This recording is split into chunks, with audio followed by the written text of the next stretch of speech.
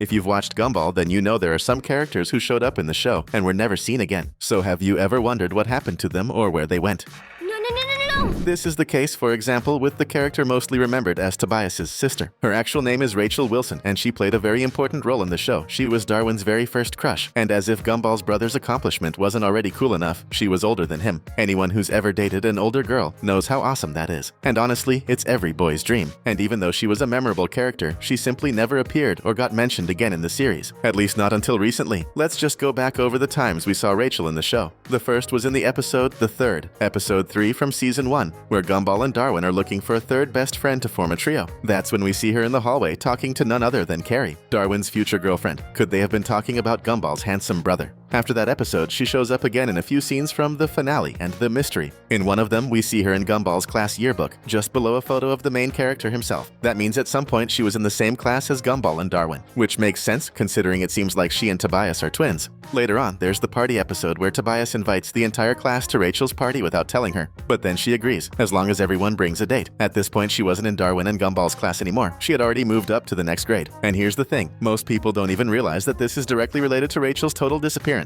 That's because Tobias's sister was actually gifted, and since she was so smart, she kept getting bumped up to more advanced classes. That's why she stopped being classmates with Gumball, Darwin, and even her own brother. We only found this out years later, after the amazing world of Gumball officially ended, when some special mini-episodes called Darwin's Yearbook were released. In one of them, there's a conversation between Tobias and Darwin, and at a certain point, Darwin asks about Rachel. Tobias simply says she's gone. Darwin thinks the girl died, but then he finds out that she actually just went off to college. Eu ia perguntar agora. O que aconteceu com a sua irmã Rachel? Ela se foi. Se foi? Tipo, que nem os dinossauros? Não, foi pra faculdade, mas a festa foi da hora, né? This proves Rachel really was ahead of the other kids, and that's the real reason she just vanished from the show. And even though we did find out where Tobias's sister ended up, she wasn't the only character who completely disappeared from the show. So get ready, because now we're going to blow your mind. Even though he had a short run on the show, Chris Morris is definitely one of those unforgettable characters. He appears in the episode The Responsibility and was the class pet hamster in the main character's class. But here's the thing, he longs for freedom after spending 6 years locked in a cage at school. Now hamsters normally only live about 3 years. So he was already double that, which explains why he looked kind of creepy. He was blind in one eye and totally overweight, looking more like a tiny hairy blob with legs. At the end of the episode, he patiently awaits the sweet release of death, but nothing happens, so he just goes off to live another day. But then, Chris Morris disappears for a full 3 seasons, making us think he might have really kicked the bucket. However, in one of the Gumball Chronicles mini-episodes, we find out he's alive and has teamed up with Juke to run for class president at the Watterson Brothers School, meaning not only is he alive, he might actually be immortal, as Darwin himself says. So we'll probably see him again in future seasons of the show. Come here, little buddy. There's okay, Chris Morris. Don't worry, Chris Morris. We won't hurt you. Just drop your weapon. Chris Morris, no!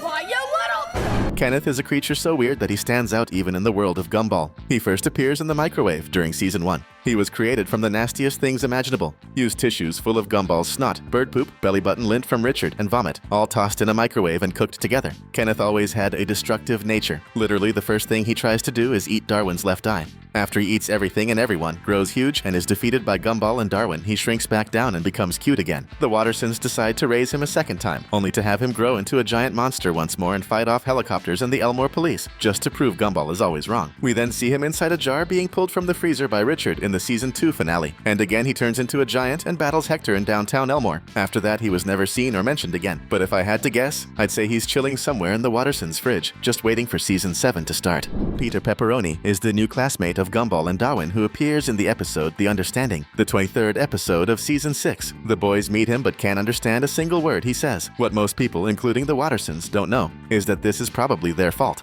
Let's rewind to the job episode back in season 2. When Gumball and Darwin go to deliver a pizza to the Pepperoni family, who are literally walking, talking pizzas, they think they're delivering their adopted child. But Gumball drops the baby pizza down the steps, and it rolls all the way down. Then Darwin stomps on it to finish the job. So, that baby pizza was probably Peter Pepperoni. And because of the trauma caused by the Wattersons, he ended up with speech problems forever. Tragic, right? It totally checks out, since something similar happened to Susie. She was super smart, but when she was really young, Darwin dropped her and, well, she turned out the way we know her today. Talking dog!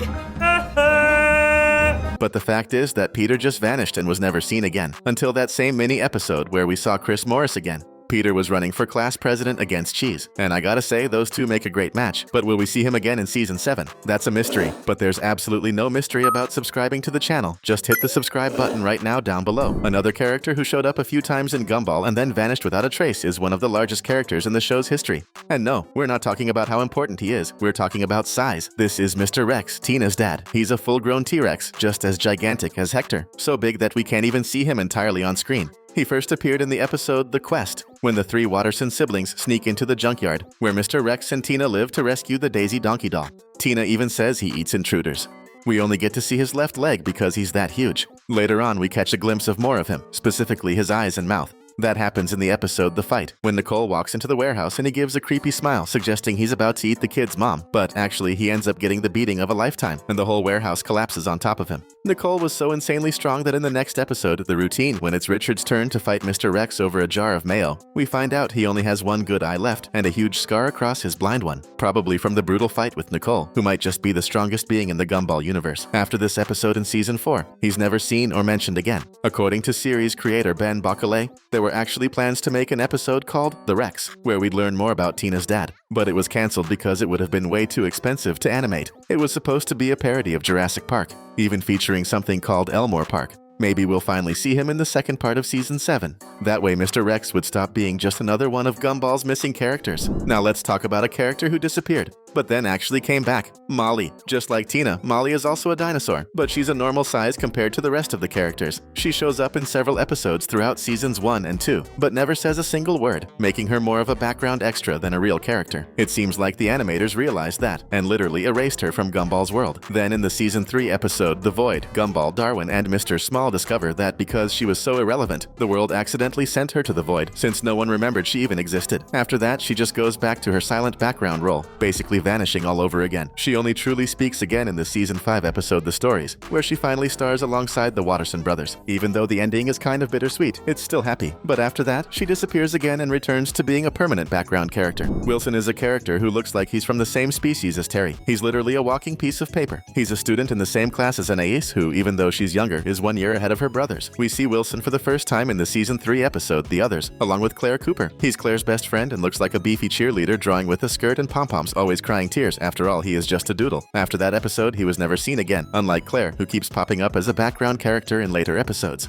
In that very same episode, we also meet Mr. Cooper, Claire's dad, who had lost his job and was about to move the family to Detroit. But as the heroes they are, Darwin and Gumball force a happy ending and manage to get him a job, even if he's not thrilled about it, at the Rainbow Factory.